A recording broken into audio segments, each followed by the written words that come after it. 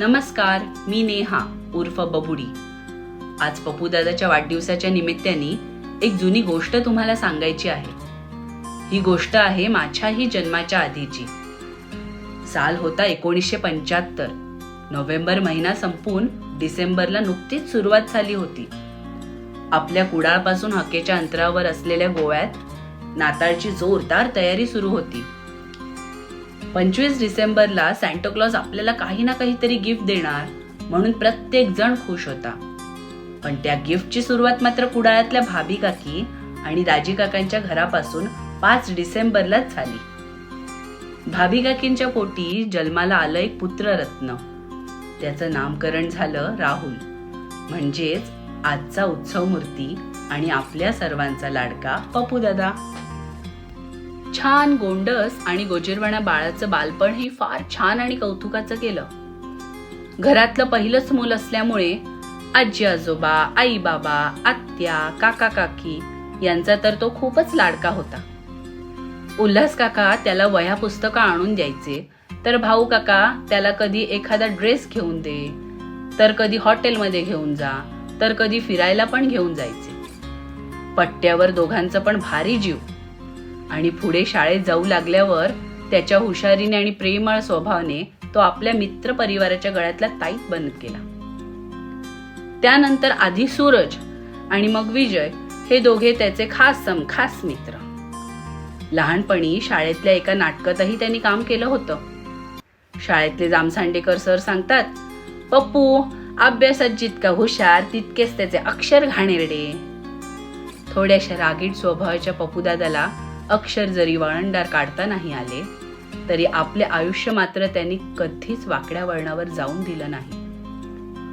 थोड्या मोठ्यांचं मार्गदर्शन आणि आई वडिलांचे संस्कार त्याने कधीच खाली पडू दिले नाहीत. बरं, अभ्यासात हुशार असल्यामुळे पुढे जाऊन आणखी शिकावं की पोट पाण्याच्या धंद्यात पडावं अशा वळणावर उभा असताना काकांनी दादाला लक्ष्मी ज्वेलर्सची जबाबदारी सोपवली आणि काकांची आज्ञा शिरसावंद्य मानून त्यांनी कामालाही सुरुवात केली.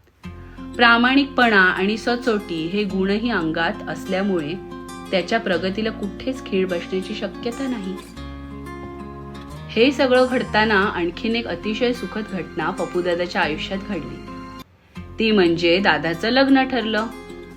दीप्तीच्या रूपानं पुन्हा एकदा लक्ष्मीची पावलं पाटणकरांच्या घराकडे चालू लागली. मला आठवतंय, दीप्तीचा फोटो घेऊन पप्पूदादा आमच्या घरी आला होता. फोटो बघून मम्मा म्हणाली, खूप छान आहे रे मुलगी. आणि ते ऐकून दादा एवढा खुश झाला होता की काही सांगायची सोय नव्हती. डोंबिवलीत झालेल्या साखरपुड्यात भाभी काकी आणि दाजी काका कमालीचे खुश होते.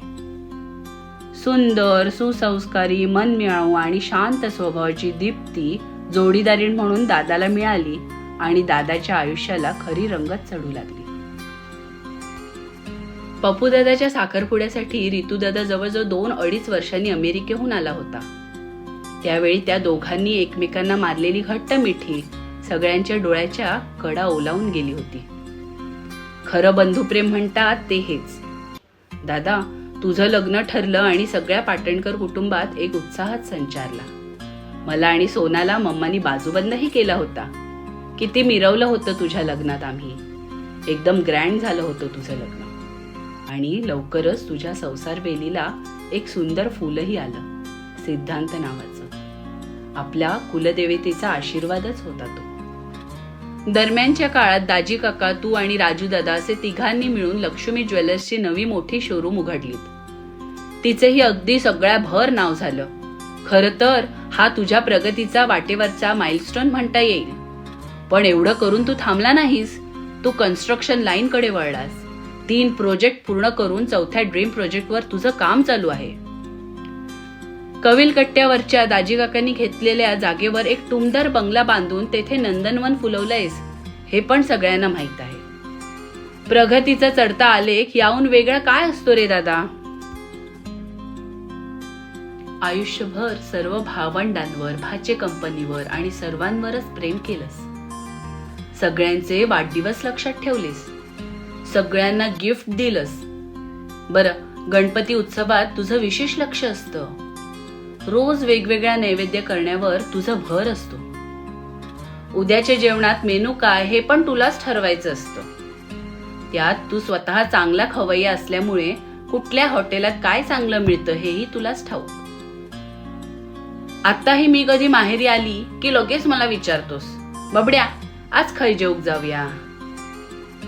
तुझं सगळं प्लॅनिंग आधीच झालेलं असतं. किती रे प्रेम करशील सगळ्यांवर. खरंच मी देवाला मनापासून प्रार्थना करते की आमच्या पप्पू दादाला कायम आनंदात ठेव. हो, पण आनंदापाठोपाठ कधी कधी दुःख माणसाला सोसावं लागतं रे. करोनामध्ये दाजी काकांचं जाणं म्हणजेच तुझ्यावर कोसळलेला दुःखाचा डोंगरच होता. पण त्यातून सुद्धा तू स्वतःला आणि सगळ्या कुटुंबालाही सावरलंस. काळाशी लढून खंबीरपणे उभा राहिलास. दादा, अरे तुझं नाव राहुल, कधी शोधलेस काय रे अर्थ या नावाचा. अरे राहुल म्हणजे विजेता, जो तू आहेसच आणि कायम राहशील. अरे आज तुझा 50वा वाढदिवस. 50 वर्षात पुलाखालून बरंच पाणी वाहून गेलं, पण तू मात्र खंबीरपणे उभा राहिलास. आधीच्या आणि पुढच्या पिढीला घट्टपणे जोडणारा पूल हो. काय शुभेच्छा देऊ तुला. बरं, इतकंच म्हणते, जीवेत शरदा शतम, शतायुषी भव.